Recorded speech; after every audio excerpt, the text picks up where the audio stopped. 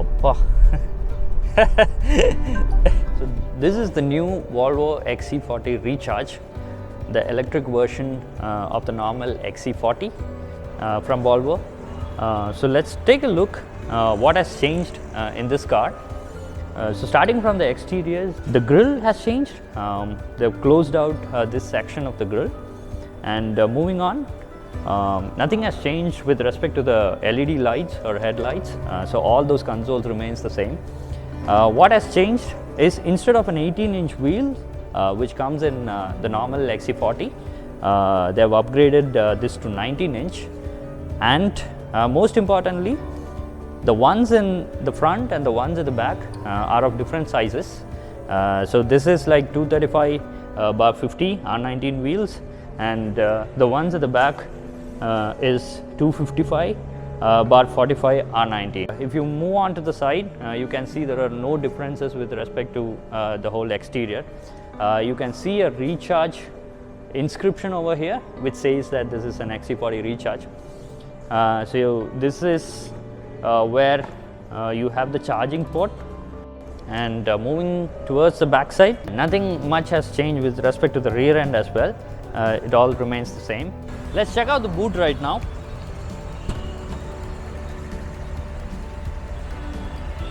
So the spare wheel does eat up some space inside the boot. Usually in the normal XC40, how it comes is, it comes below this boot so that the whole space can be utilized. But because of the motor and the battery in the electric version, they have to bring the spare tire up. Because of that, some of the space inside the boot gets eaten up by the spare wheel. So Volvo has given multiple options to close the tailgate. You have the buttons over here. You have the swipe function. You also have a button in the key with which you can actually close the tailgates.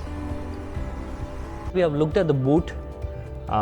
What's interesting with respect to an EV is that without the engine in the front, you get some more storage space below the bonnet. Let's take a look at that. This is the space which I'm talking about. This is usually called a frunk, which is like a front trunk. So you have a decent space over here, which you usually utilize to keep the chargers. So you're looking at the key of Volvo XC40 Recharge. Well, it looks the same as what you get for an XC40 as well. Most of the cars of Volvo have the same kind of key. So it's nice. So you have the lock, unlock, the boot opening switches over here. So it also feels really nice in hand. So let's check out the interiors now. So starting off with the doors. Nice touch of brushed aluminum for the door handle.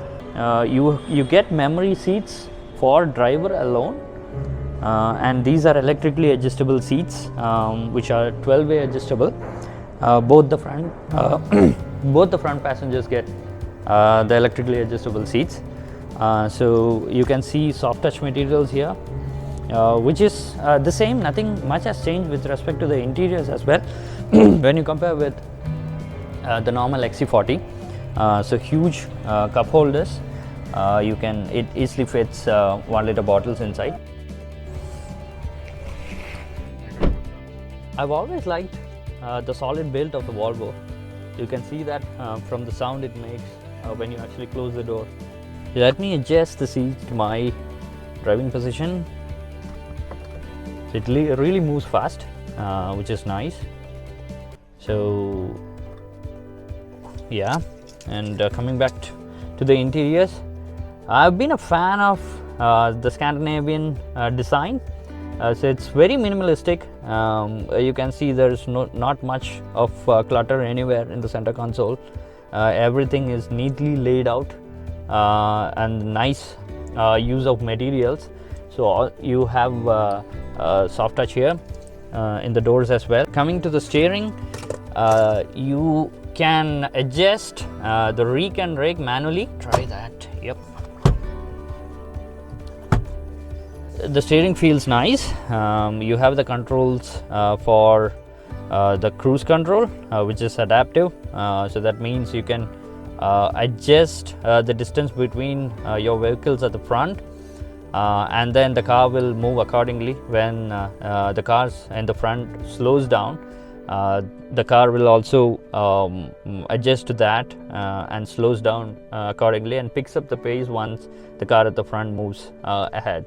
Moving on to the center console, the infotainment system, it is powered by the Google Assistant, and you have lots of features inside. So you get a SIM inbuilt. For 4 years the subscription will be free, and after 4 years you will have to recharge again to make it work. You have a rotary knob for the volume control, which really comes in handy during the time of drives instead of touch controls and all.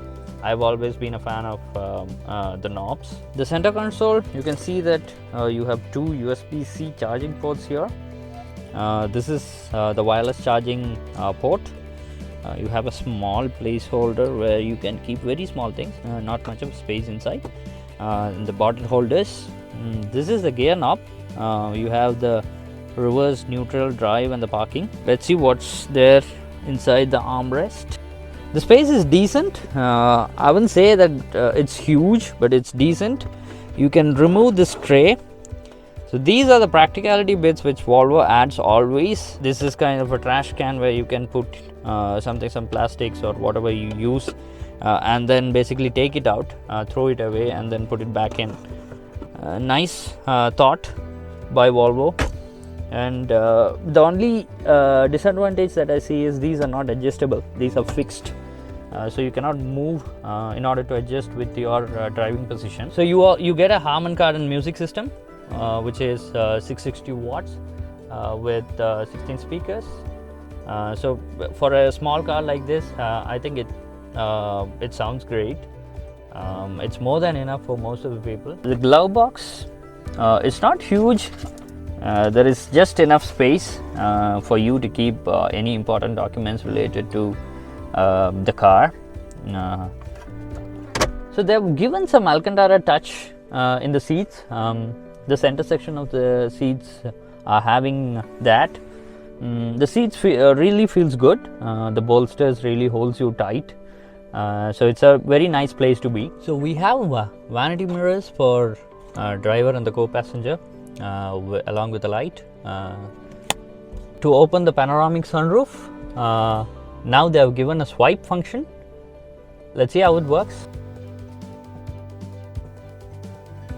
That's pretty much about the front seats and the dash.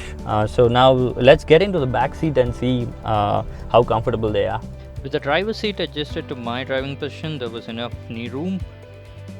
There was enough headroom as well, and the visibility for the rear seat passengers are also good. There are two AC vents and two USB-C charging ports for the rear seat passengers. It will be difficult for a third person to space into the back seat because of the huge center tunnel, and the raised floor because of the battery pack also impacts the underthigh support. When it comes to the shoulder room, it is average when 3 people are being seated. It's just a matter of getting used to when it comes to driving an EV. Okay, now we are going to drive the XC40 Recharge, and I've just started the car, but I'm not able to feel anything because the engine, there is no engine as such. It's just an electric motor, and it doesn't make any sound at all. And then you have to slowly take your pedals off the brake so that you can see the car moving. Then only you'll know that it is actually started. Also, you don't feel a thing. No noise from the motor, no vibrations. It's a totally different feeling.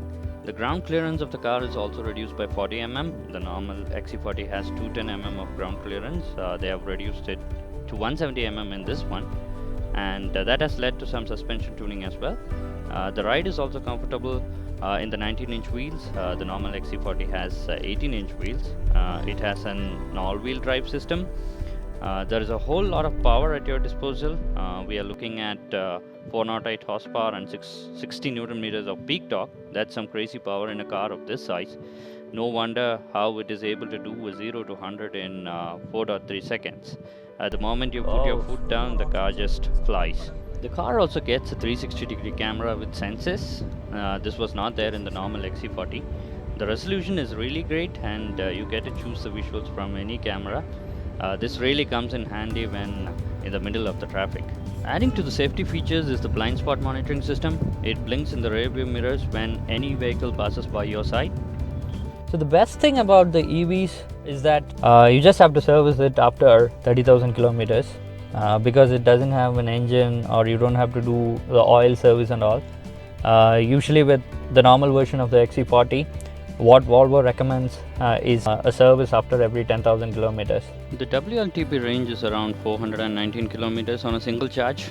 The real world is not mentioned. There is 11 kilowatt hour AC charger. It takes 8 to 10 hours to charge, and there is another 150 kilowatt hour DC fast charging, which is capable of charging 0 to 80% in 40 minutes. So Volvo has not officially announced the pricing for the XC40 Recharge, but it is expected to be somewhere around 70-75 lakhs, with BMW and manufacturers like Kia announcing the pricing for their EVs, which are very competitive. We expect the Volvo to also price the car very competitively. Let's hope that they do that. So this is XC40 Recharge for you. Thanks for watching, guys.